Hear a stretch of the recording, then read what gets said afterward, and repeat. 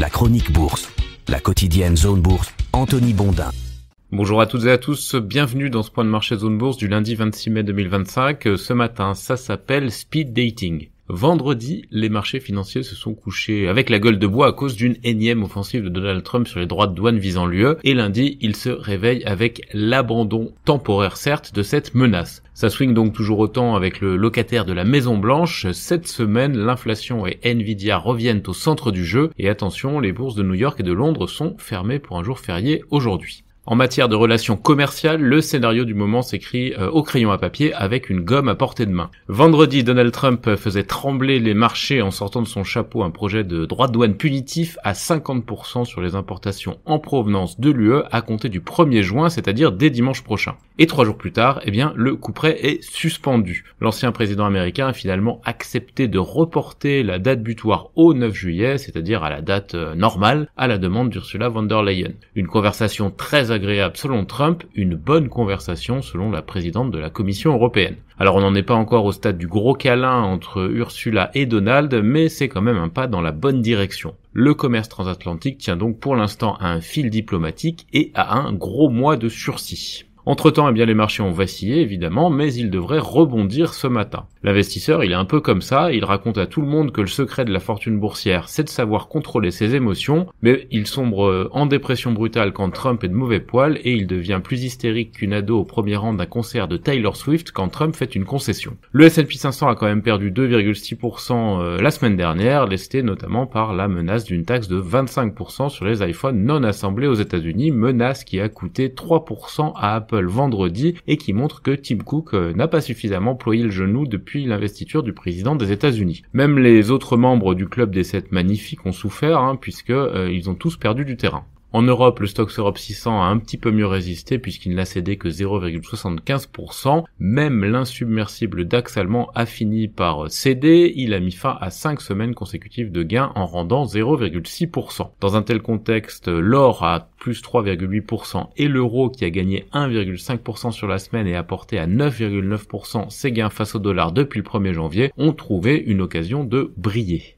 Il y a donc en ce moment ce qui est imprévisible, qui est essentiellement produit à la Maison Blanche, et ce qui est programmé. Alors dans ce qui est programmé cette semaine, on aura le retour des chiffres de l'inflation avec la première estimation des prix de mai en Allemagne et l'indicateur PCE d'avril aux États-Unis. Ils seront tous deux publiés vendredi. Ce sont évidemment des données qui vont peser lourd dans le débat monétaire et dans l'évolution des taux à la fois aux États-Unis et en Europe. Côté entreprise, on a une vedette, c'est Nvidia. Le champion des puces IA publiera mercredi soir les résultats du premier trimestre de son exercice décalé. Après 2 années d'euphorie boursière, le titre marque un petit peu le pas en 2025. Sera-t-il à nouveau le moteur des marchés actions ou le symptôme d'un essoufflement du récit technologique? Réponse mercredi. Dimanche, l'OPEP+ se réunira pour fixer sa stratégie de production pour le mois de juillet et il y a pas mal de rumeurs de hausse de production qui planent. La plupart des membres du cartel continuent à gagner de l'argent avec un baril dans la zone des 60-65$. En revanche, les producteurs américains de pétrole de schiste sont sur la corde raide. L'industrie a besoin d'un baril WTI à 65$ environ pour qu'un nouveau forage soit rentable. Par conséquent, les nouveaux projets sont au point mort actuellement outre-Atlantique. Les autres infos à connaître pour bien démarrer la semaine, d'abord Moody's a relevé de stable à positive la perspective d'évolution de la note souveraine Baa3 de l'Italie. Les progrès ont été limités après un 5e cycle de négociations américano-iraniennes sur le nucléaire, mais la délégation américaine s'est dite plutôt satisfaite. Emmanuel Macron est arrivé au Vietnam où il entame sa tournée en Asie du Sud-Est. Il mettra ensuite le cap sur l'Indonésie, puis sur Singapour.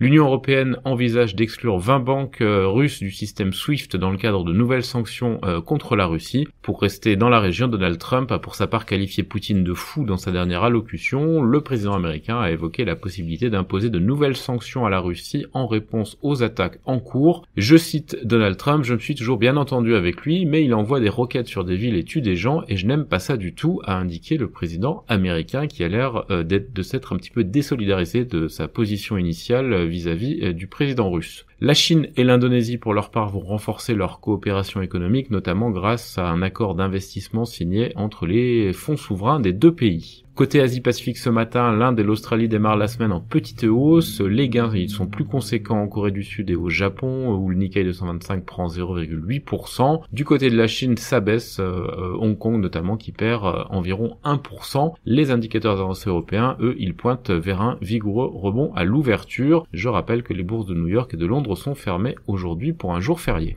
Dans l'actu des sociétés, il n'y a pas grand chose à se mettre sous la dent en France. On a Airbus qui a reçu une commande de Vietjet pour 20 A330 et la toujours exsangue Europlasma qui cherche des investisseurs. Ailleurs en Europe, Adidas a prévenu d'une fuite de données de clients lors d'un piratage. Banco BPM va faire appel de la décision de l'autorité de régulation italienne de reporter l'offre d'Unicredit selon Bloomberg. UBS a racheté 1,7 milliard de francs de ses propres actions. Pirelli se dit dans une situation risquée sans accord avec son actionnaire Sinochem. Enel a finalisé la vente de ses parts dans la société d'électricité slovaque. Solaria a conclu un accord préliminaire pour le financement à long terme de 175 MW de centrales solaires photovoltaïques en Espagne. Et Imo Helvetic a levé 78 millions de francs via une augmentation de capital. Côté Amérique du Nord, Salesforce négocierait le rachat d'Informatica selon des rumeurs de Reuters et de Bloomberg. Nvidia s'apprête à lancer une puce Blackwell AI moins chère pour le marché chinois après les restrictions américaine à l'exportation. Le CEO Jensen Huang a par ailleurs estimé que la politique de réindustrialisation de Donald Trump est visionnaire. L'enquête sur les frais prélevés par Visa et Mastercard dans l'UE s'élargit. Oracle va acheter pour 40 milliards de dollars de puces Nvidia pour le centre de données américain d'OpenAI selon le Financial Times.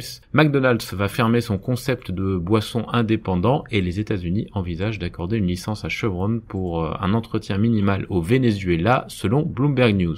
Ailleurs dans le monde, Donald Trump valide le principe d'un partenariat entre Nippon Steel et US Steel. On High Precision, c'est-à-dire Foxconn, fait partie des soumissionnaires pour le rachat de la société singapourienne de semi-conducteurs UTAC pour environ 3 milliards de dollars. Ça, c'est une info de Reuters. WiseTech rachète une société qui s'appelle E2 Open pour 2,1 milliards de dollars. Les fournisseurs d'Apple comme Luxshare, Gertech ou Lenstech chutent en bourse en Chine après les menaces de surtaxation de produits Apple et le cabinet de conseil Glass Lewis soutient la réélection du président de Toyota. Voilà, c'est terminé pour ce premier point de marché de la semaine. Excellente journée à toutes et à tous.